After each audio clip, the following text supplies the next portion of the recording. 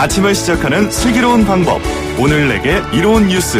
류영희의 출발 새아침.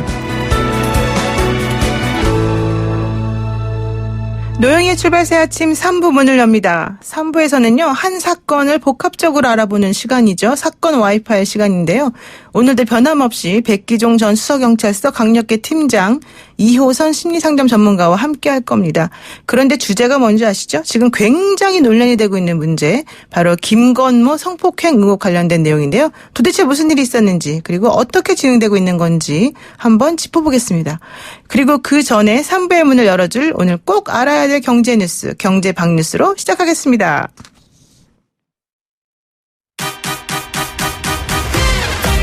알면 대박, 모르면 쪽박.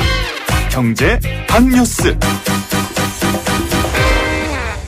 복잡하고 어려운 경제 이야기를 쉽고 재밌게 풀어드리는 시간이죠. 알면 대박, 모르면 쪽박, 경제 박뉴스 참 좋은 경제연구소 이인철 소장 만나봅니다. 소장님 안녕하세요. 네, 안녕하세요. 내년 예산안이 우여곡절 끝에 결국 국회를 통과했습니다. 그렇습니다. 내년 예산안 8일 정도 늦춰졌죠. 이제 이 본회의 의결을 거쳐서 512조 3천억 원으로 확정이 됐습니다. 당초 국회 심의 과정에서 정부안보다 한 1조 2천억 원가량 줄었는데요. 이 심의 과정에서 가장 큰 변화는 보건, 복지, 고용 예산, 또 산업, 중소기업, 에너지 예산이 정부 예산보다 각각 1조 원, 2조 원가량 줄어든 반면에 SOC 예산이 한 9천억 원가량 늘었고요. 농림수산식품 예산이 5천억 원가량 증액이 됐습니다. 역시 이제 증가율은 올해에 이어서 금융위기 여파가 지속됐던 2009년 이후 9.1%로 10년 만에 가장 컸습니다. 복지 예산이 내년에 180조 5천억 원입니다. 1년 전에 비해서 12.1%, 두 자릿수 역시 증가율을 기록하고 있고 문화체육 관광 분야 역시 두 자릿수 예산이 늘어났습니다. 자, 이렇게 되면 내년 국가 채무는 정부안보다 소폭 줄어서 채무 비율 39.8%, 일단 마지노선 40% 이하로 맞출 것으로 보입니다. 정부는 내년도 예산안이 비록 이제 법정 시한을 통과했지만 이 새 회계년도 개시 이후 차질 없이 예산이 집행될 수 있도록 사전 준비 철저히 나가겠다라고 밝히고 있는데, 일단 내년에 전체 세출 예산의 70% 이상을 상반기에 배정합니다. 경제활력 조기 회복을 위해 뒷받침하겠다라는 게 정부의 보관입니다. 그렇군요. 한국당이 예산안 통과 관련해서 반발하고 있어서 후폭풍이 조금 예상되긴 합니다만 어쨌든 예산안 통과 잘 된 걸로 보이고요.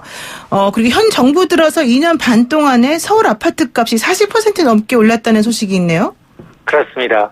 부동산 정보업체 이제 부동산 114가 현 정부 출범 이후, 그러니까 2017년 1월부터 올해 12월 초까지 거래된 서울 아파트 24만여 건에 대한 전수조사한 결과입니다. 네. 서울 아파트 실거래가 평균 가격이 2017년 상반기만 하더라도 5억 8천여만 원에서 올 하반기 8억 2천여만 원으로 평균 41% 급등했다라는 겁니다.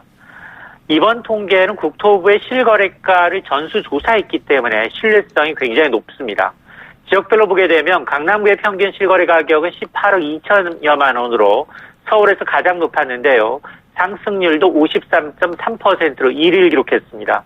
강남구 이외에도 2년 반 동안 실거래 가격이 50% 넘게 오른 곳은 종로구, 광진구, 용산구 등이 모두 강북 지역에 포진돼 있었습니다. 네. 개별 단지 가운데는 강남구 개포동 주공 1단지가 147% 올랐고요. 특히 최근에 연령대별로 보게 되면 서울 아파트 상승은 30대가 주도하고 있습니다. 10월 이 서울 아파트 거래 가운데 30대의 매입 비율이 31.2%로 가장 높았는데요. 30대는 가점이 낮아서 청약 당첨이 어려운 데다 집값이 더 오르기 전에 사야 한다라는 이제 불안 심리가 반영된 게 아니냐라는 거고, 정부가 그동안 17번의 대책을 내놓으면서 이 투기와의 전쟁을 벌이고 있습니다만 실제로는 이 강북 아파트값 역시 강남 못지않게 오르고 있다라는 사실입니다. 정부가 17번이나 대책을 내놨는데 별로 실효성이 없는 것 같다 이런 얘기인데다가 강남구의 평균 실거래 가격이 18억 2천만 원이라니 정말 놀랍습니다. 그리고요. 그 다음 소식은 뭡니까? 네, 이 임금 협상을 두고 이제 사측과 대치하고 있는 이 르노 삼성자동차 노조가 지금 임단협 타결 지난 6월에 했는데요. 6개월여 만에 다시 파업 절차에 돌입을 하고 있습니다. 노조 전체 조합원을 대상으로 파업 찬반 투표에 착수한 결과 어제 66.2%의 찬성률로 파업이 통과됐습니다. 앞서 르노삼성 노조는 지난달 29일 부산지방노동위원회에 쟁의조정 신청을 했고요. 쟁의노동위원회는 조정 중지 결정을 내렸기 때문에 노조는 합법적으로 파업이 가능합니다. 그런데 이번 투표 결과에 따라서 노조는 대의원회를 열어서 파업 수위와 시기를 결정할 것으로 보이는데요. 르노삼성 노조는 지난 9월부터 사측과 2019년도 임단협을 진행해 왔습니다만 이 기본급 인상을 두고 진전을 보지 못하고 있는 상황입니다. 지난해 10월부터 올해 5월까지 총 62차례 파업을 통해서 이 생산 공장이 멈췄죠. 약 3천억 원 상당의 손실을 기록한 것으로 추산이 됐는데 다시 한번 이제 파업 수순에 들어간다라는 건데요. 다만 역대 가장 낮은 파업 찬성률 그리고 사측이 가처분 신청을 했기 때문에 이런 변수가 있어서 실제 파업으로 이어질지 좀 지켜봐야겠습니다. 네, 르노삼성 노조하고 잘 해결되길 바라고요. 지난달에 외국인 투자자들이 국내 주식을 다 많이 팔아치웠다. 이건 무슨 얘기입니까? 그렇습니다. 지난달 외국인들이 국내 주식과 채권을 39억 6천만 달러, 약 4조 7천억 원 상당을 내다 판 것으로 집계가 됐습니다. 지난해 10월 이후 13개월 만에 최대 규모인데요. 주식시장에서만 24억 4천만 달러, 채권시장에서만 10억 2천만 달러를 각각 순매도했습니다. 주식시장만 따로 떼어놓고 보면 지난 8월부터 4개월 연속 외국인들의 매도 행진이 이어지고 있는데요. 이처럼 한국 금융시장에서 외국인이 돈을 빼는 이유, 여러 가지 이유가 있겠습니다만 한국 경제의 디플레이 조짐이 보이는 등 이 펀더멘털에 대한 우려가 확산되고 있고요. 미중 무역 갈등, 이 북핵 리스크와 같은 이 악재가 부각이 되니까 외국인들이 발을 빼는 게 아니냐라는 분석입니다. 문제는 이렇게 외국인들의 셀 코리아가 이어지다 보니까 원달러 환율, 이 원화 가치가 급락하고 있다는 겁니다. 지난 10월 말부터 이달 6일까지 달러화 대비 원화 가치는 2.2% 떨어졌는데요. 같은 기간 세계 13개 주요 통화국 가운데 브라질 헤아라를 제외하고 원화 가치가 가장 큰 폭으로 떨어졌습니다. 그랬군요. 오늘 말씀 여기까지 듣겠습니다. 고맙습니다. 네, 감사합니다. 네, 지금까지 참 좋은 경제연구소 이인철 소장이었습니다.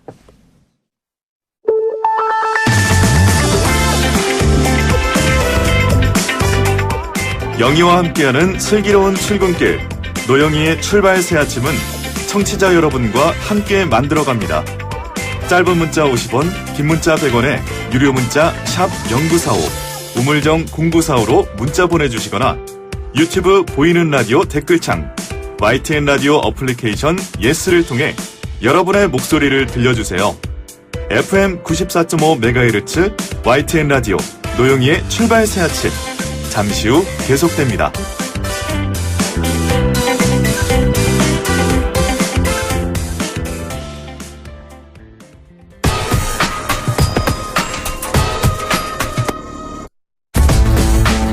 백기정 2호선의 사건 와이파이.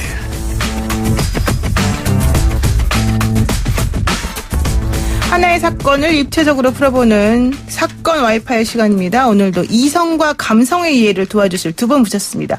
백기종 전 수서경찰서 강력팀장 나와 계시고요. 안녕하세요. 네, 안녕하십니까. 네, 이성 쪽이신가요? 감성적이기도 합니다. 아, 그렇군요. 네. 이효선 심리상담 전문가 나와 계십니다. 안녕하세요. 안녕하세요. 반갑습니다. 네. 아니, 제가 참 좋아하는 가수인데 김건모 씨. 오늘 김건모 씨 얘기 좀 해볼까 합니다. 가수 김건모 씨에게 성폭행을 당했다. 라고 주장하는 여성 A씨가 검찰에 고소장을 물론 대리인을 통해서 낸 건데 네.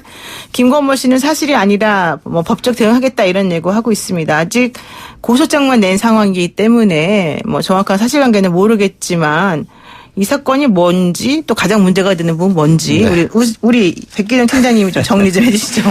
지금 그 굉장히 핫한 뉴스가 되고 있는데요. 네네. 김건모 씨가 이 사건 불거지기 전에 이제 전국 그 국민 가수로서 유명한 분인데 그렇죠. 내년 5월 달에 정말 늦깎이 결혼을 하겠다고 이제 모두 알려져 있는 상황인데 네. 갑자기 그 강용석 변호사가 이제 그 전 MBC 기자와 같이 하는 그 가로세로 연구소라는 유튜버가 있습니다. 그렇죠. 여기에 이 여성이 메일로 이제 좀 도움을 달라라고 요청을 했다고 합니다. 아. 그래서 강용석 변호사가 이제 개입을 하게 됐는데 내용이 이겁니다. 2016년 8월 달에 서울 강남구 논현동, 그러니까 그 지하 1층 유흥업소예요. 네. 현재는 단란 주점으로 지금 제가 취재해보니까 알려주고 있는데 여기에 김건모 씨가 새벽 1시쯤 찾아와가지고 그다음에 손님으로 찾아왔겠죠. 네. 그런데 이제 많은 여성들 중에 한 명을, 이렇게 이제 그 컨택을 해서 결국은 파트너로 이제 앉아가지고 있다가 이 여성을, 유흥업소 여성을 의사에 반해서 강제로 성폭행했다. 이제 이런 그 혐의로 이제 그 중앙지검에 어제 고소장을 제출을 했어요. 네, 법률 네. 대리로 해서. 네. 그래서 이제 이건데 문제는 과연 3년 동안 있다가 지금에 와서 고소를 하는 건 뭐냐. 근데 피해 여성은 이렇게 주장을 하는 거예요. 네. 사실 그 당시 나이도 어리고 여러 가지 그 여건 때문에 그 신고할 의사가 없었는데 가족들이 그 한 매체에 그 뭐 어머니라든가 가족들 연예인들이 나오는 프로가 있어요. 네네. 이 프로에 그 당시 성폭행 당할 때 입고 있었던 배트맨 티셔츠를 입고 출연하는 걸 보고 너무 트라우마나 경악을 했다. 근데 이런 내용을 가족에게 털어놓지 못했는데 가족들은 그 미우새를 보면서 너무 즐거워하는 게 너무나도 상처가 더 도지고 그다음에 트라우마가 생겨서 도저히 그 사람이 TV에 나오는 걸 볼 수가 없다. 생활 자체가 어렵고 심리적으로 정말 힘든다라고 해서 도움을 요청하는 그런 거라고 하는데 어쨌든 고소장을 제출했기 때문에 서울 강남경찰서에서 이제 여청계에서 수사를 할 거예요. 하지만 여러 가지 논란이 되고 있는 그런 사안이고 하나 더 짚는다고 하면 네. 지금 그 김건모 씨 측에서는 이 그런 자체가 없다 이렇게 강력한 주장을 해야 되는데 그런 그 허위 사실이다 법적 대응을 하겠다라고는 하지만 과연 이 여성이 일시 장소를 특정해가지고 그런 구체적인 피해 상황이 과연 그 자체가 허구인가? 이건 아니라고 보는 분석이 좀 유리하거든요. 그런데 이제 문제는 이거죠. 과연 그 당시 합의에 의한 성관계였는지 아니면은 강압에 의한 한거불능 상태를 이용한 아니면 또 술을 먹이고 심신미약의 상태에서 성행위를 했는지 성관계를 했는지 이게 지금 관건이 될 겁니다. 그러니까 김건모 씨 측에서는 허위사실이다 법적 대응하겠다 말은 하지만 그렇죠. 어떠한 내용이 허위사실이고 어떠한 내용이 잘못인지를 구체적으로 말하지 않고 있다. 지금 이게 요점이신 것 같고 그렇습니다. 또 이 여성이 2016년도에 있었던 일을 이제 와서 얘기하는 이유 중에 하나는 그냥 참고 넘어가려고 했으나 미우새라고 하는 그 프로그램에 그렇죠. 네. 김건모 씨가 당시 자신을 성폭행할 때 입었던 옷을 입고 그렇죠. 나와서 즐겁게 떠들면서 얘기하는 것을 본인이 도저히 못 참겠고 그 그렇죠. 당시 트라우마가 네네. 다시 자기를 괴롭혔다. 네. 이런 얘기 아니겠습니까? 그렇습니다. 만약에 이 말이 사실이라고 한다면 사실은 김건모 씨 입장에서는 상당히 큰 문제가 벌어질 수도 있을 것 같은데요. 이게 지금 3년 전에 일어난 사건이고요. 그리고 또 유흥업소에서 일하던 여성이 고소를 한 사건이기 때문에 사실은 이 기사가 처음에 나오면서부터 좀 갑론을박이 많았습니다. 이게 뭐 돈을 받기 위한 거 아니냐, 무고하는 거 아니냐서부터 아니다, 그럴 리가 있냐, 뭐 이런 여러 가지 주장이 있었었는데 만약에 이 여성의 주장이 사실이라고 한다면 사실은 뭐 성폭행을 당했다는 것 때문에도 문제가 되겠지만 그것 이외에 본인이 고소한 이후에 받았던 여러 가지 비난 이런 것들 때문에도 사실은 더 힘든 상황이 되지 않을까 싶은데요. 우리가 이 사건은 좀 관심 있게 봐야 될 사건이라고 보는 게 네. 유명인과 연결되어서 된 부분도 있겠지만 그보다는 처음에 이제 이 사건에 대한 이야기가 나왔을 때 다루고 있는 많은 뉴스들의 헤드라인에 저는 좀 관심이 갔어요. 그 헤드라인이 어떤 거였냐면 네. 과연 유흥업소 종사 여성을 대상으로 한 성폭력이 가능한가? 이거에 대한 갑론을박 얘기가 제일 먼저 나오더라고요. 그래요. 그러니까 이게 우리가 좀 관심 있게 봐야 될 게 과연 이 성폭행이 발생했다는 전제 하에 네. 우리가 이 성폭력 대상자가 누구 있고 그 공간이 어떤 거냐에 따라 가지고 성폭력 여부를 판단할 수 있을 것인가. 이 부분 좀 관심 있게 좀 봐야 될 것 같은데요. 일단 우리가 보통 유흥업소에 종사하는 여성들 같은 경우에는 이게 성폭력이냐 아니냐를 가늠하기조차 어렵다라고 판단을 하는데 당연히 우리가 성폭력의 정의를 보면 상대방 동의 없이 강제적으로 행해지는 신체, 언어, 정신적 폭력 이거를 아울러서 우리는 성폭력이라고 하는데 그렇다면 제일 중요한 건 동의 없이예요. 동의 없이. 근데 이제 지금 이 여성이 주장하는 건 그때 나는 저항했고 동의가 없었다. 그런데 강제적으로 이런 상황이 벌어졌다라는 게 이제 관건이기 때문에 이건 그 여성의 주장이 맞다면 그 여성의 주장 하에 보자면 이건 성폭력이 맞습니다. 그런데 이 여성들이 과연 지금 상황이 어떤가를 좀 살펴볼 필요가 있을 것 같아요. 실제 우리가 이 여성들 특별히 유흥업소에 종사하는 여성들 같은 경우에는 평생 편견에 아무래도 좀 노출이 됐다고 봐야 될 것 같아요. 과연 이들에게 이런 주장을 할 만한 권리가 있는가 이런 얘기가 나올 정도니까요. 또 한 가지는 이제 여성들이 거의 권리 영역에서는 배제됐다 이렇게 봐야 될 상황이기 때문에 말씀하셨던 것처럼 이게 과연 트라우마가 될 수 있겠는가? 당연히 트라우마가 될 수 있습니다. 이런 상황이 벌어졌다 하더라도 절대 입을 열 수 없었을 것이고요. 두 번째로는 얘기했다 하더라도 누구도 믿어주지 않을 것이고 그렇다면 본인이 가지고 있던 이 사회적으로 내놓을 수 없는 직업에 대한 일련의 부끄러운 감정과 수치심이 내 입막음까지 한다면 나의 선택 자체가 잘못됐다고 생각하는 본연의 원래 자리로 돌아가게 될 것이고요. 네. 마지막으로는 우리가 사회적 편견이나 이 낙인 속에서 결국 이 사람은 평생 소문과 헛소문 사이에서 왔다 갔다 해야 될 거고 또 오랜 시간 이 일을 하다 보면 자기를 알아보는 사람들이 자기 편을 들어줄 가능성은 대단히 낮을 거라고 좀 봅니다. 그렇다면 지금 이 성폭행 관련해서 유명인의 이야기가 많이 부각이 되고 있지만 이 성폭력에 노출된 여성들 중에 특별히 유흥업소에 종사하는 여성들의 권리나 이분들의 목소리는 어디까지 우리가 좀 들을 수 있을 것인가 그 볼륨에 좀 관심을 가져야 되지 않을까 싶어요. 네, 근데 사실 이제 그 판례에서도 사실 그 유흥업소 종사하는 여성분에 대한 성폭력 당연히 인정이 되는 부분이 있죠. 그런데 이제 사회적 편견 같은 것들 때문에 오히려 더 힘들어하신 분위기인데요.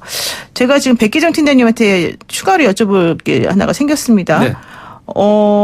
어젠가요, 오늘인가요? 지금 추가 폭로가 하나가 또 더 나왔어요. 네네. 김건모 씨에 대해서. 이게 뭐냐면은 당시에 빈 룸에서 김건모 씨가 뭐 그 여성 파트너랑 싸우고 있었었는데 본인이 이제 그 상황을 목격을 뭐 했었었다.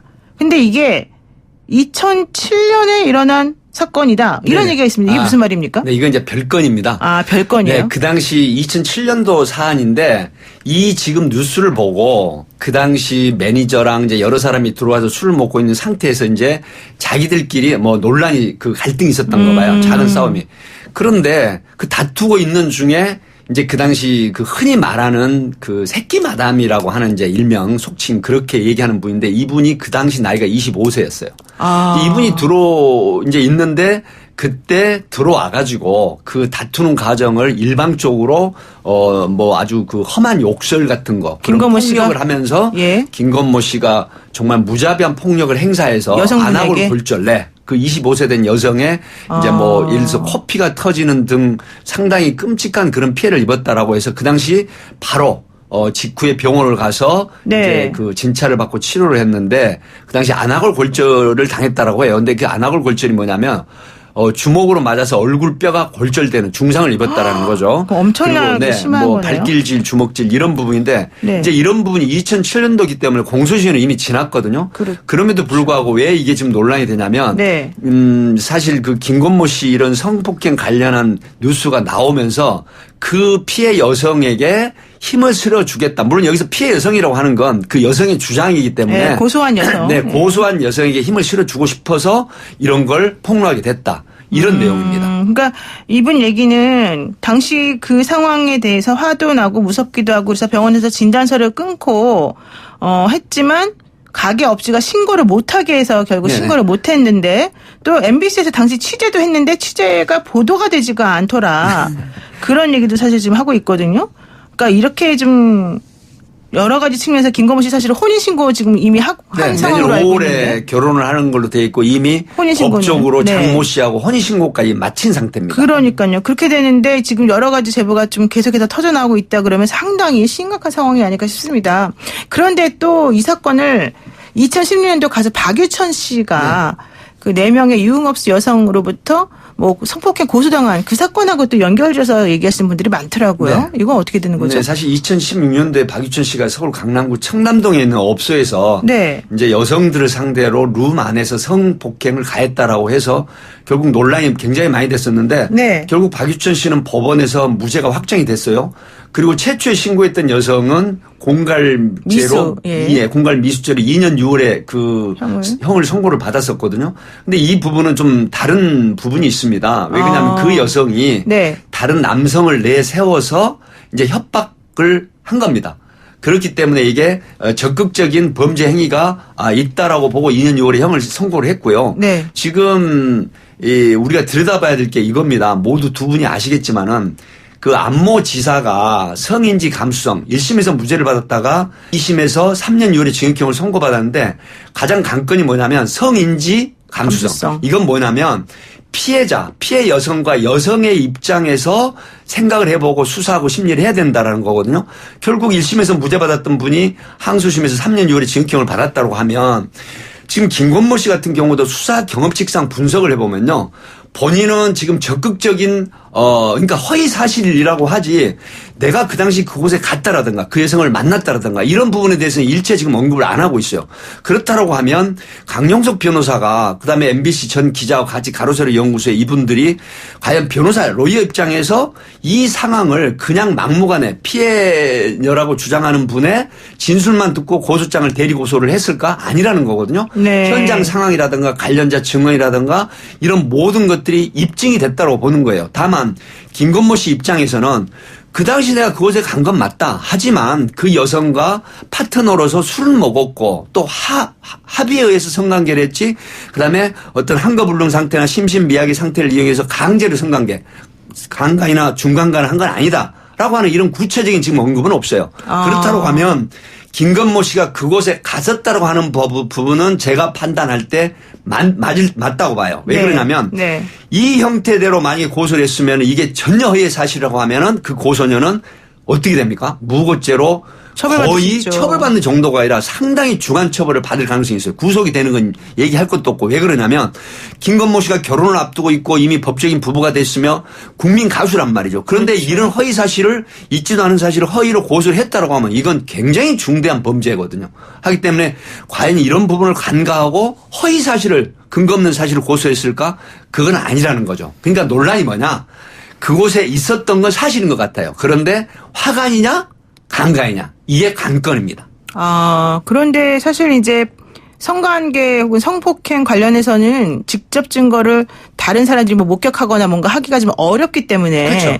이제 피해자의 주장이 일관적이냐 아니냐 정황상 맞냐 안 맞냐 이걸 중심으로 많이 따지게 되는데 지금 백기준 팀장님 말씀하시는 것처럼 저렇게 뭐 무고의 처벌받을 위험을 감수하고 그 사람이 왜 그런 식으로 거짓된 진술을 하겠니라는 식의 또 판단도 사실은 법원에서 한단 말이죠. 그게 하나의 기준이 되어서. 근데 그 부분 관련해가지고는 사실 우리가 진실을 모르는 상황이기 때문에 함부로 지금 말할 수는 없을 것 같다 이런 생각이 듭니다. 어쨌든 중요한 거는 이런 종류의 그 사건에서 지금 그 문제가 되고 있는 것이 김건모 씨가 사실은 상당히 대한민국에서 알려진 유명한 가수라는 거. 그리고 이제 이 고소하신 분의 직업이 조금 오해를 받기 쉬운 직업이라는 거지. 이런 여러 가지 것들이 있는 것 같은데요. 지금 이런 상황 전체를 놓고 봤을 때 이호선 교수님 보시기에는 이 상황 전체가 함의하는 바가 정확히 뭘까요? 그러니까 우리가 이제 의도는 조금 더 살펴봐야 될 거라고 저는 생각을 해요. 네. 어떤 여러 가지 위험을 무릅쓰고 왜 굳이 그 여성이 그런 제보를 하게 되었을까. 여기에는 뭐 여러 가지 갑론을박할 얘기들이 있지만 그녀의 아마 의도는 아직 밝혀지지 않은 걸로 나와 있고 다만 우리가 이제 이 상황에서 얘기할 게 그럼 이제 경우에 따라서 이런 생각도 하게 되죠. 만약에 뭔가를 그런 상황을 무릅쓰고라도 그렇게 했다면 만약에 우리가 나쁜 의도를 생각한다면 어떤 뭐 비용 맨 마지막에 발생할 뭐 피해 보상이라든지 이런 걸 생각했던 건 아닐까? 합의금을 노린 거다 이렇게 그렇죠. 합의금을 노린 게 아닐까? 예. 이런 생각을 할 수도 있는데 이게 참 우리가 가지고 있는 생각의 범위의 한계이자 동시에 오랫동안 여성의 성피해에 대해서 가지고 있는 아주 전형적인 양태라고 저는 보는데요. 우리가 지금 이 유흥업소에서 발생한 또 유흥업소 종사자를 대상으로 발생한 이 성폭력에 대해 좀 살펴봐야 될 게 되게 이렇게 유흥업소에서 발생한 이 성폭력의 이 행위자들의 경우에는 심리적 경계가 거의 없는 경우가 많습니다. 아무래도 이 공간이 유흥업소이고요. 또 그 대상이 유흥업소 대상자다 보니까 실제 성폭력뿐만 아니라 여성을 대상으로 한 폭력도 훨씬 더 쉽게 발생하거든요. 그런데 이제 이 공간 자체가 우리가 뭐 단순한 성적 유희만 발생하는 것이 아니라 공격성까지도 서슴없이 발생하게 된 이유는 실제 내가 가지고 있는 인식 능력이 평소에는 있으나 그 공간이 주는 그 특수성, 문화적으로 이 공간에게 우리가 허락했던 그 인식 또 인지 또 그 평가에 대한 여러 가지가 작용을 하면서 그 유흥업소에 들어간 사람들은 심리적 경계가 그냥 무너져 버리는 거거든요. 그렇다 보면 어떤 생각이 드느냐? 만약에 이 여성이 그 사회적으로 흔히 불편한 시선을 갖게 되는 그 공간에서 발생한 폭력은 유발한 폭력이거나 혹은 화가 낼 가능성이 높다고 평가할 가능성이 굉장히 높거든요. 선입견을 가지고 그렇죠. 말씀이죠. 선입견이 네. 있는데 근데 이제 한 가지 분명한 건 우리가 성매매 상황에서 그 사람의 권리, 모든 권리, 그 사람의 인격 전체를 산 건 아니거든요. 더군다나 동의하지 않은 부분까지 산 건 아니기 때문에 적어도 유흥업소 안에서 혹은 유흥업소 종사자이기 때문에 생겨나는 이런 제 2차 피해, 3차 피해 이런 것들을 일단 막아야 될 것 같고요. 네. 저는 이 사건은 정말 끝까지 좀 봐야 될 거라고 생각하는 게 무고의 가능성도 완전히 배제할 수는 없다고 봅니다. 물론 여러 가지 정황과 또 여러 가지 증거들이 좀 나와야 될 상황인데 지금은 주장만 있고 증거는 없는 상황이고 이 상황에 대한 조금 더 많은 판단이 필요할 것 같은데 제가 좀 염려가 되는 건 이제 2차 피해자 혹은 그 이어서 또 다른 피해자가 있을 가능성에 대해서 또 강용숙 변호사가 이야기를 했기 때문에 이후 정황까지 좀 살펴본 다음에 판단이 필요하지 않을까 싶습니다. 네, 그렇군요. 얘기를 조금 더 확대시켜서 불법으로 촬영한 성관계 동영상을 지인들과 카톡 대화방에서 공유하고 만취한 여성을 집단 성폭행한 혐의로 정준영 씨 그리고 최종훈 씨가 이제 징역 6년과 5년형을 선고받았단 말이에요. 네. 그래서 이제 둘 다 지난 5일에 항소를 한 상황인데 이 사건을 계기로 해서 성폭행 연예인의 형량에 대해서 사실은 계속해서 얘기가 많았습니다. 네. 그럼 백기정 팀장님이 아시기에 네. 연예인들이 성폭행을 저질렀을 때 형량이 조금 더 늘어나거나 좀 가중되거나 감소하거나 뭐 이런 게 있습니까? 뭐 객관적으로 이제 그동안의 사건을 이렇게 쭉 분석을 좀 해보면요. 네. 사실 연예인들 입장에서는 조금 일반인에 비해서 조금 더 그 처벌이 가중된 게 아닌가 하는 분석이 이제 있어요. 왜 그러냐면 예를 들어서 이번에 정준영이나 최종훈 씨 같은 경우는 징역 6년, 5년의 실형 선고를 받았잖아요. 그렇죠. 물론 성폭력 처벌에 관한 특례법에 이제 그 불법 촬영물을 뭐 11차례에 걸쳐서 유포를 하고 그다음에 이제 그 술이 취한 여성을 상대로 이 특수 준강간을 이제 했단 말이죠. 특수 준강간이라고 하는 거는 이런 거죠. 예를 들어서 여성이 술을 먹고 심신미약의 상태였는데 그 한거불능 상태나 어떤 반항이나 저항하지 못하는 점을 이용해서 2명 이상의 남성이 성폭력을 저지르는 것이거든요. 그렇기 때문에 이제 이런 부분인데 결코 보면은 6년이나 5년이라고 하는 부분이 다른 사건에 비해서는 그래도 조금 그 강도가 센 그런 어떤 판시가 됐다, 판결이 됐다, 이제 이렇게 보는 분석이 좀 있는데 그러나 이번에 강지한 씨 같은 경우 그러니까 5개월 전에 스텝을 2명 한 여성은 강제로 성폭행으로 한 여성은 강제 추행을 했는데 징역 2년 6월에 집행유예 3년을 선고받고 이제 나왔단 말이죠. 이제 이런 부분인데 이건 뭐냐면은 피해 여성과 합의를 해서 피해 여성 쪽에서 처벌을 하지 않는다. 그래서 피해자의 의사가 굉장히 중요한데 그러나 정준영 씨나 최종훈 씨 같은 경우에는 계속 범행을 부인했어요. 강지한 씨는 범행을 인정을 했고 그리고 피해자가 전부 합의도 되지 않고 처벌을 일관되게 원했어요. 이런 부분이 크게 작용을 했다라고 보는데 사실 연예인들 상대로 해가지고 고소가 되는 경우에는 무혐의, 박유천 씨 같은 경우도 무혐의를 받았지만 또 그렇지 않은 경우도 많아요. 예를 들어서 일반인에 비해서 훨씬 더 강한 처벌을 받았던 부분이 개그맨이라든가 일부 연기자들이라든가 또 뭐 유명한 그 가수들이 있거든요. 뭐 여기서 실명을 거론 안 하겠습니다만 심지어 징역 5년형을 선고받은 가수도 있었어요. 뭐 유명한 가수였죠. 이런 경우를 보면은 소위 그 연예인들 같은 경우는 인기 많은 대중들로부터 어떤 관심이나 사랑을 받는 인기 연예인들이기 때문에 뭐 팬덤이라든가 걸크러쉬 같은 형태가 이제 되죠. 그러면 특히 청소년들에게도 막대한 영향을 끼친단 말이죠. 그렇죠. 이런 측면에서 많은 대중들에게 인기나 사랑을 받고 사는 연예인들의 어떤 일탈이나 범죄 행위, 특히 성범죄는 좀 중한 처벌해야 되겠다는 이런 게 법원에서 조금 그 재판하시는 분들의 이 적용을 받은 게 아닌가 하는 분석도 가능할 것 같습니다. 사실 그럴 수 있습니다. 왜냐하면은 또 법원에서 양형 판단을 할 때 네. 고려하는 요소들이 좀 있기 때문에 그런데요. 지금 그 카톡으로 이제 영상을 공개한 것이 뭐 정준호 씨나 이런 분들은 문제가 됐었지 않습니까? 이호선 교수님 보시기에 이런 식으로 카톡으로 영상을 공유하면서 자기네들끼리 얘기하고 영웅심리 비슷하게 얘기하는 이런 심리는 도대체 뭡니까? 그거는 남자들 사이에서 흔히 정글의 왕이 되고자 하는 그 심리가 일단은 제일 먼저라고 볼 거고요. 특별히 마치 전쟁에 나가서 1년에 그 전리품을 획득한 것 같이 영웅들이 하는 그런 행동들을 자기네들 범주 안에서 활용을 함으로써 그 상황, 그 카톡 안에 있는 사람들 사이에서의 그 남성성, 요게 이제 아주 부정적으로 드러난 형태라고 봐야 될 것 같아요.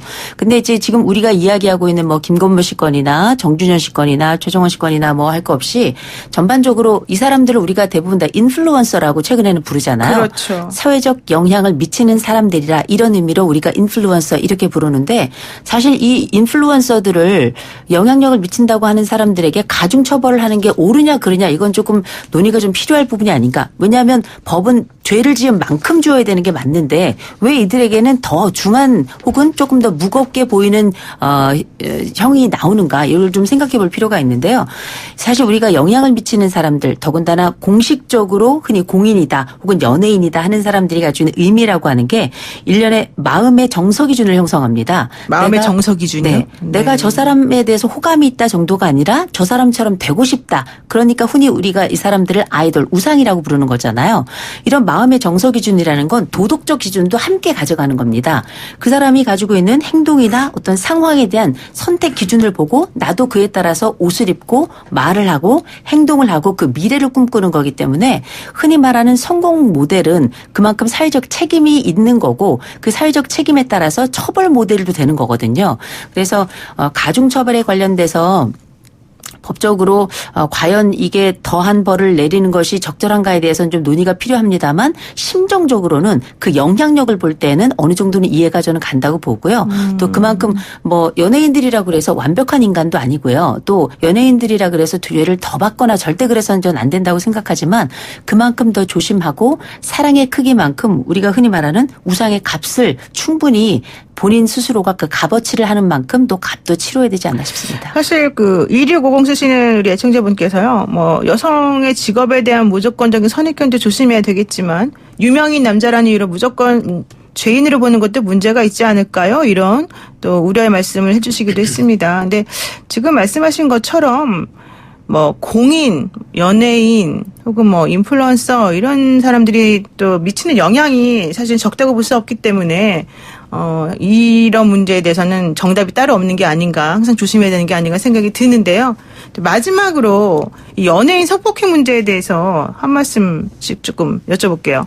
백기정 팀장님 어떠세요? 저는 이제 이렇게 말씀드리고 싶어요. 그 공인된 사람들, 그러니까 잠깐의 잘못된 쾌락은 짧고, 그 다음에 그 대가는 정말 그 롱타임입니다. 예를 들어서 우리가 고속도로 그 자동차 운행을 하다 보면 3초의 졸음은 30년 먼저 간다는 슬로건도 있거든요. 네. 그러니까 잘못된 쾌락, 그러니까 뭐 예를 들어서 법적으로는 아니면은 그 인간적으로 문제가 없는 쾌락은 즐길 권리가 있지만 그러나 부적절하고 잘못된 쾌락은 굉장히 짧습니다. 그런데 그에 따른 대가나 고통은 엄청나게 롱타임 길거든요. 이런 부분. 자, 공익이라고 하는 부분은 사회적인 책임도 반드시 있다라고 하기 때문에 결코 이런 부분을 간과해서는 안 되고 본인이 스스로 조심하는 이런 행태가 결국은 많은 국민들로부터 더 사랑을 받는 그런 관건이 아닐까 싶습니다. 힘들겠지만 좀 더 조심해야 된다. 네. 이런 얘기시고요. 예.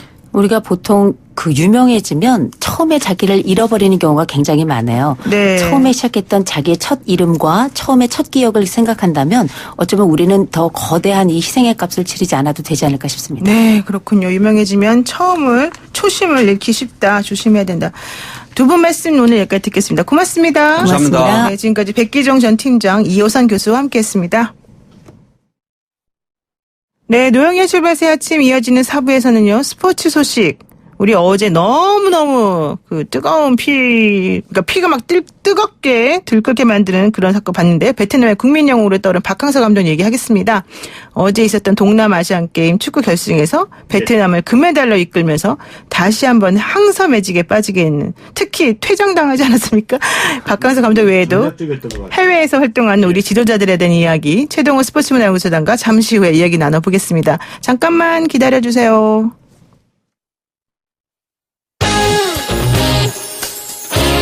뉴스 탐구생활 즐거운 스포츠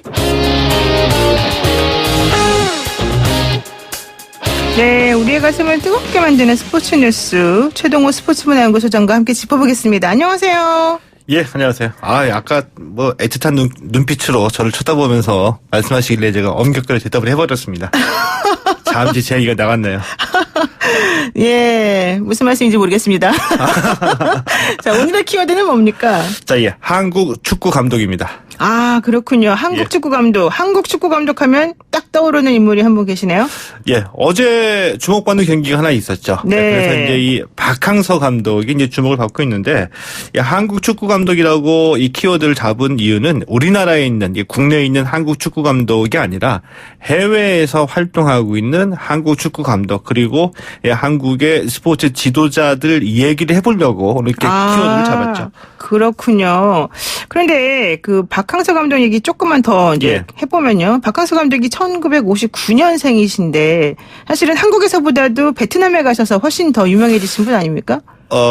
한번 전성기가 2002년 한일 월드컵 때 조연으로 잠깐 있었고, 네네. 그 이후로 내리막길을 타셨다가 이 베트남에 가서 이제 그 인생 반전을 이뤄낸 이제 그런 그 스토리를 갖고 있죠. 네, 그랬군요. 근데 어쨌든 베트남이 그래서 60년 만에 동남아시안 게임에서 우승을 차지했죠. 3대 0으로 이겼던가요? 예, 그렇습니다. 이 동남아시안 게임 축구 결승전에서 인도네시아를 3대 0으로 이겼거든요. 네. 다시 한번 이 베트남 국민들을 축구로 이 열광케 하는 이제 그런 이제 선물을 준 건데 한마디로 말씀을 드리면은 지난해서부터 베트남 대표팀을 이끌고 이 동남아시아의 축구 패권을 그냥 장악을 했습니다. 아, 그랬군요. 첫 번째 지난해 성과는 그 아시아 축구 연맹 23세 이하 챔피언십에서 준우승을 차지했고요. 네. 2018년 아시안 게임에서 4위. 그러니까 아시안권에서는 4위 이상을 거뒀고 동남아시아권 대회, 그러니까 아세안 축구연맹 챔피언십에서 우승을 했고요. 또 이번에 또 우승을 차지하게 되면서 동남아시아의 이제 축구 강국으로 자리매김을 했는데 이분이 거둔 성적의 대부분은 베트남 사상 최초 또 60년 만에 이런 수식어가 항상 붙게 된 거죠. 지금 보니까 베트남이 원래 1959년에 우승을 따낸 이후에 60년 만에 한을 풀었는데 어제 인도네시아가 사실은 상당히 거칠게 경기를 했기 때문에 여기에 대해서 그 박 감독이 후반 32분경에 주심에게 강력히 항의를 하다 레드카드를 사실 받고 퇴장을 하지 않았습니까? 퇴장 당할 것을 무릅쓰고 이제 강력하게 항의를 한 건데 3대 0으로 이기고 있는 상황이었었거든요. 자, 그런데 인도네시아는 쫓아오고 3대 0이라는 스코어에서 베트남 선수들이 이 경기 우리가 이겼다라고 조금 이제 방심하게 되는 그 즈음에 선수들이 어쩐 투지나 이 집중력을 고취시키기 위해서 이 퇴장을 무릅쓰고 강하게 항의를 하는 모습을 보여준 거죠. 일부러 그렇게 했다고 지금 보여지는군요. 지금 얘기를 들어보니까 베트남 언론 찡이라고 하는 그 언론에 따르면 박 감독이 이랬다는 거예요. 미안하다. 내 자신을 통제했어야 됐는데 내가 레드카드보다 우승이 우선이었다. 불만을 표출한 것이 과했다. 죄송하다. 이렇게 말을 했지만 원래 그게 계산된 거였다. 박항서 감독이 모를 리는 없을 거예요. 이 정도로 항의하면 퇴장당하고 모를 리는 없는데 일부러 기자회견에서 내가 일부러 했다라고 말하기 이런 건 좀 끔찍없어. 아름답게 얘기를 해야 되니까. 네. 어쨌든 뭐 박 감독의 퇴장은 아이를 돌보는 아빠가 같았다. 뭐 이런 평가도 있는 것 같습니다. 예. 자, 그런데요. 이제 박항서 감독 외에도 해외에서 좋은 성적을 거둔 한국 축구 감독들이 많다. 지금 말씀해 주셨는데 좀 설명 좀 해 주시죠. 축구만 보면은 올해 이 해외에서 이제 좋은 성적을 거둔 축구 감독들이 이제 많이 있습니다. 예를 들면 보시면 베트남에서도 박항서 감독 말고 이 베트남의 호치민 시티라는 프로축구를 이끌고 있는 감독이 정혜성 감독이거든요. 아, 그렇군요. 예, 이 정혜성 감독이 올해 이제 베트남 V리그, 베트남 프로축구 1부 리그인데요. 여기에서 준우승을 차지했습니다. 자, 그러면서 대개 우승 감독에게 올해의 감독상이 주어지는데 네. 이 준우승 감독인 정혜성 감독에게 올해의 감독상이 주어졌거든요. 왜요? 왜냐하면 이 호치민 시티가 지난해 14개 팀 가운데 12위를 한 팀입니다. 거의 꼴찌를 했군요. 그렇죠. 예. 근데 이 팀을 맡아가지고 정혜성 감독이 단번에 준우승으로 끌어올렸으니까 와. 이런 성과를 베트남에서도 인정을 해준 거죠. 네. 자, 또 이 중국에는 우리가 잘 알고 있는 최강희 감독이 가 있거든요. 중국의 이 상하이 선화라는 팀을 맡고 있는데 올해 중국의 올해 이제 이 중국 프로축구 1부 리그에 데뷔한 시즌이었는데 데뷔 시즌에 중국 FA컵 우승을 차지하기도 했습니다. 최강희 감독이요. 예, 중국 그렇습니다. 상하이에 계시는. 예. 네. 그러면은 지금 또 그 박충건 감독이라는 분도 계시지 않습니까? 예, 박충건 감독도 있는데, 그러니까 이 박항서 이전에 박충건이 베트남에 있었죠. 아, 알고 보면 이 네네. 베트남은 우리하고 인연이 스포츠에서도 많이 있습니다. 그러네요. 이 박충건 감독 같은 경우에는 베트남 사격의 영웅인데 베트남에게 올림픽 사상 최초의 금메달을 안겨준 감독이거든요. 2016년 리오 올림픽 사격에서 이 박충건 감독이 발굴한 선수들이 좋은 활약을 보였고, 이제 그 중에 호항수안 빈이라는 선수가 남자 10m 공기곤철에서 금메달을 따냈는데, 네. 이것이 이 올림픽 사상 베트남의 첫 번째 금메달이죠. 와, 베트남은 우리나라를 참 좋아하겠습니다. 제가 베트남 국민에게 뭐 여쭤본 건 아니지만 저의 개인적 생각입니다. 그런데 꼭 축구나 뭐 이런 것뿐만 아니라 우리나라 지도자들이 해외에서 참 많이 활약하고 있는 것 같아요. 예, 그렇습니다. 해외 진출하면, 스포츠에서 해외 진출하면은 먼저 우리 선수들의 메이저리그나 뭐 프리미어리그 진출 이런 거 먼저 떠올리잖아요. 그렇죠. 근데 그 이전에 우리 지도자들이 이미 그 해외에 아주 오래전부터 진출해가지고 좋은 성과를 많이 거뒀거든요. 언제부터 진출한 건가요? 1960년대 후반부터 시작이 됐습니다. 네. 그 1970년대에는 특히 당시에 그 오일머니로 부를 쌓은 중동 국가에 많이 진출해서 이 농구나 배구, 핸드볼 같은 실내 종목에서 많이 지도자를 진출을 하기도 했었고요. 네. 대표적으로 보면은 이제 지난달에 세상을 떠나신 박만복 감독이 계시거든요. 네. 74년에 페루 여자 배구 대표팀을 맡았는데 이 페루 여자 배구 대표팀을 이끌고 올림픽 4회 연속 진출을 해서 이 88 서울 올림픽에서 은메달을 따냈는데 보통 이제 페루 배구의 아버지라고 페루에서는 불리우는데 네. 이 박만복 감독의 얘기가 페루의 그 초등학교 교과서에 실려 있어요. 페루 배구의 봄을 연 주인공이다. 이렇게 실려 있고요. 그리고 뭐 7, 80년대에는 뭐 농구에서도 우리가 잘 알고 있는 방열, 유희영, 최종규 이런 분들이 이미 70년대에 중동에 가서 많은 활약을 했고 2000년대 초반 같은 경우에는 일본의 여자농구 1부 리그에 모두 8개 팀이 있었거든요. 네. 8개 팀 가운데 7개 팀이 한국인 감독이었습니다. 일본에서. 와, 대단하네요. 뭐 현재도 지금도 세계 곳곳에서 다양한 종목에서 우리 한국 지도자들이 활약을 하고 있는데 2016년에 리우 올림픽이 있었잖아요. 네, 그때 네. 리우 올림픽 때 이 우리나라 대표팀 말고 네. 해외 대표팀, 다른 나라의 대표팀을 이끌고 있는 한국인 감독들이 무려 18명이나 됐었거든요. 이 한국인 감독들이 16개 나라 7개 종목에서 모두 18명이 리우 올림픽에 참가하기도 했었죠. 와, 대단합니다. 정말 갑자기 자부심이 막 팍팍팍팍 솟아오르는데요. 그런데 이제 저는 사실은 우리나라의 외국인 감독이 더 많이 오는 걸로 보통 이렇게 생각했거든요. 생각하시죠. 예, 외국인 예. 감독 이렇게 얘기하면은. 네. 그런데 오히려 실상은 정반대다 이런 얘기네요. 예, 그렇죠. 근데 왜 우리나라에서보다도 해외에 가셔서 더 잘하십니까, 그분들은? 예, 일단 이게 이제 좋게 말씀을 드리면은 한국인 특유의 어떤 그 성실함 그리고 네. 치열함 뭐 이런 건데요. 이제 결론적으로 보면은 우리가 그만큼 다른 나라 사람들보다는 일을 많이 한다. 목표 지향적이다. 뭐 이런 건지 볼 수도 있겠죠. 그러니까 대개 보면은 해외에서 성공한 감독들의 얘기를 들어보면은 비슷한 스토리가 있어요. 아, 무슨 스토리가 이제 있습니까? 아까 말씀드렸던 이 베트남 사격 영웅이 박충건 감독도 이런 얘기를 했거든요. 처음에 가서 보니까 네.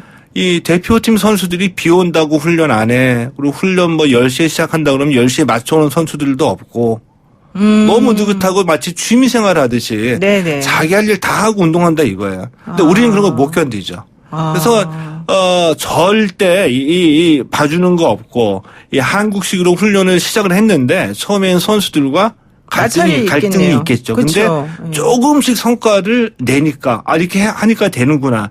이걸 보여주게 되니까 선수들이 쫓아오게 됐더라.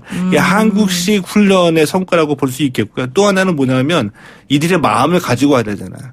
이들의 마음을 가지고 오는데 우리나라의 외국인 감독, 미국과 유럽 출신 이런 감독들은 대개 보면은 굉장히 그 비즈니스적인 성격이 강하거든요. 뭐냐면 네. 계약 내용대로, 계약한 거대로 이렇게 이제 가르치고 생활하고 하는데 우리는 그게 아니죠. 뭐냐면 내 새끼라는 우리는 좀 강한 연대의식이 있죠. 그렇죠. 나의 제자. 그러니까 이들이 아프면은 아프면은 직접 감독이 병간호도 해주고 네. 또 이들이 개인적으로 어려움이 있으면 이걸 해결해 주려고 막 애를 쓰고 이 다른 나라 출신 감독들에게 보기 힘든 이런 어떤 그 정서적인 연대감을 느끼게 되니까 금방 따라오게 되는 이런 특징들이 우리 감독들한테는 좀 있죠. 그러니까 정서적 연대감 플러스 성실함을 가지고 훈련을 열심히 시키는 이런 두 가지가 성공으로 이끄는 요인이다. 지금 이렇게 볼 수 있겠네요. 근데 우리가 맞습니다. 잘 정리를 해주셨고요. 그거를 좀 우리식으로 얘기해 보면 저는 우리가 그만큼 우리나라 안에서 치열하게 열심히 살고 있는 거다. 일도 많이 하고 그런 뜻이죠. 좀 무뚝뚝해 보이긴 하지만 또 상당히 깊은 정을 가지고 선수들을 아끼니까 이런 좋은 결과가 나오는 게 아닌가 싶은데요. 이렇게 우리 지도자들, 우리 그 스포츠 감독들이 세계 곳곳에 진출해서 좋은 성적도 거두고 있지만 꼭 그런 종류의 뿐만이 아니라 좀 봉사하고 헌신하는 그런 마음으로 가신 분들도 많이 계시지 않습니까? 이제 그 얘기를 오늘 제가 좀 꼭 하고 싶었거든요. 뭐냐면 올림픽에서 좋은 성적을 거두기 위해서 좋은 조건, 좋은 대우를 받고 해외에 건너가서 애를 쓰시는 한국 지도자들도 계시는데 좋은 조건이 아니라 저개발 국가. 그러니까 반대로 얘기하면은 마치 우리나라가 전쟁 직후에 어려웠을 때 이 선교사들이나 이 스포츠와 관계된 분들이 우리나라에 와서 이 헌신하고 봉사하고 그러면서 한국인으로 살게 되다가 숨지신 분들도 많이 있잖아요. 그렇죠. 이런 분들의 얘기를 몸소 실천하고 있는 우리 한국인 지도자들도 있다더라. 이 얘기를 좀 드리고 싶은 거거든요. 네, 예를 들면 대표적인 분이 어느 분이 있을까요? 우리 노 변호사님도 울지마 톤즈라는 영화 알고 계시죠? 그렇죠. 이채석 신부의 이 얘기를 그린 영화인데요. 이름만 들으니까 우리나라 신부님. 그렇죠. 네. 이 울지마 톤즈의 배경이 남수단이었었거든요. 이제 남수단이 2011년에 수단에서 독립을 했고요. 독립할 때도 전쟁이 있었고 독립 이후에도 계속 그 내전에 시달리면서 굉장히 아프리카에서도 최빈국이었거든요. 그렇죠. 근데 2011년에 독립했고 그 다음에 아프리카 축구연맹에 가입을 했습니다. 먹고 살기 힘들어도 축구는 해야 된다. 2013년에 먹고 살기 힘들어도 축구는 해야 됩니까? 우리나라도 그랬습니다. 우리나라도 해방 이후에 정부 수립 이전에 보스턴 마라톤에 참가해서 우승을 차지하고 48년에 런던 올림픽에 참가하기도 했는데 이렇게 돼서 이제 우리 그 이능세 감독하고 이성재 감독이 남수단 대표팀을 이끌게 된 거예요. 근데 2013년에 이성재 감독이 팀을 지도할 당시에 제대로 된 경기장이 하나도 없었습니다. 김한원은 전부 다 진흙탕이었다고 그랬고요. 이 대표팀 선수들의 친구들 가운데 어느 날 갑자기 사라진 소년들이 있어요. 왜요? 소년병으로 납치돼가지고 징집된 이렇게 불안한 상황이었는데 전쟁을 하는 상황에서 이렇게 됐다는 거예요? 이런 환경 속에서 이들에게 축구를 가르친 거죠. 자, 그랬는데 놀랍게도 국제 경기는 이 남수단에서 한 번도 치러본 적이 없고 원정 경기 가면 맨날 아프리카에서 지기만 하더니 남수단이 이 남수단 이 축구 역사상 최초로 독립 후 4년 만에 이 남수단이 이성재 감독의 지도를 받고서 당시에 그 아프리카의 강호였던 적도 기니에 1대0으로 이기게 됐습니다. 최초의 승리를 거둔 거군요. 이게 남수단 최초의 승리였었죠. 이때에 마치 우리가 어려웠던 시대에 우리 운동선수들의 세계 정상 그 우승하는 것을 보고서 감동하듯이 남수단 국민들이 많은 감동을 갖고 새로운 희망을 갖게 되는 거죠.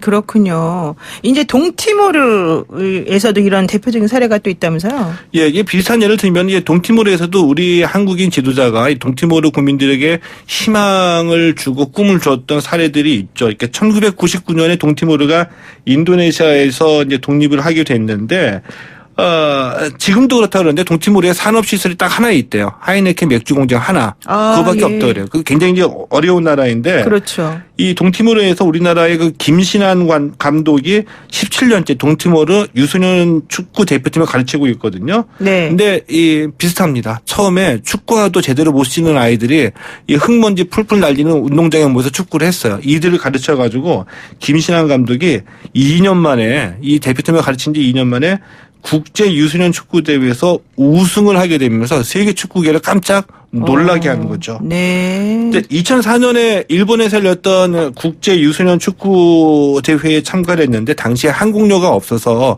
우리 외교부가 지원을 해주기도 했거든요. 네. 근데 이 소년들을 데리고 가서 4대2로. 예, 결승전에서 일본을 이기고 우승을 차지한 겁니다. 야, 역시 대단합니다, 진짜. 너무나 이제 감동적인 스토리였기 때문에 이 얘기가 이제 맨발의 꿈이라는 영화로도 만들어져서 많은 이들에게 감동을 전해주기도 했죠. 그렇군요. 아까 말씀하신 울지마 톤즈 이태석 신부도 결국은 보편적 인류애를 모든 사람들에게 희망을 주신 분들인데 이렇게 그렇죠. 외국에서 우리나라의 위상을 높이고 희망을 주는 분들이 참 많다는 게 너무 기쁩니다. 네, 오늘 말씀 여기까지 듣겠습니다. 고맙습니다. 예, 고맙습니다. 네, 지금까지 최동호 스포츠문화연구소 소장이었습니다.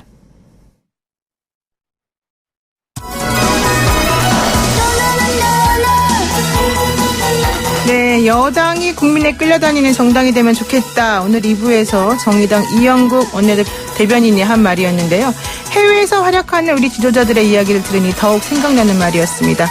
타지에서도 그에 맞춰 지도력을 발휘했기에 좋은 성과를 가져올 수 있었던 게 아닌가 생각이 듭니다. 국민에게 맞는 정책과 리더십이 절실히 필요한 오늘입니다. 노영의 출발새 아침 내일 아침 7시 정각에 변함없이 슬기로운 내용으로 찾아뵙겠습니다. 고맙습니다.